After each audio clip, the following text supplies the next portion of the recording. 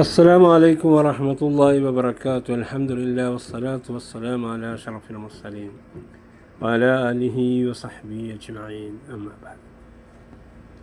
അതുകൊണ്ട് നമ്മുടെ ഫർദ് നമസ്കാരങ്ങൾ പലപ്പോഴും നമുക്ക് ജമാഅത്ത് നഷ്ടപ്പെടാറുണ്ട്. ചിലപ്പോൾ ചില ആളുകൾ ജമാഅത്ത് അത്ര കാര്യമായി എടുക്കാറില്ല. എല്ലാവർക്കും തന്നെ അത് ജീവിതത്തിൽ പരിശീലിപ്പിക്കാൻ പറ്റിയൊരു മാസമാണ് റമദാൻ മാസം.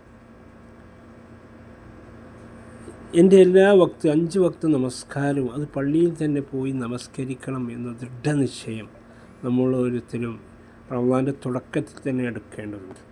എന്നിട്ട് അതിന് പരിശ്രമിക്കുകയും പ്രാർത്ഥിക്കുകയും ചെയ്യുക.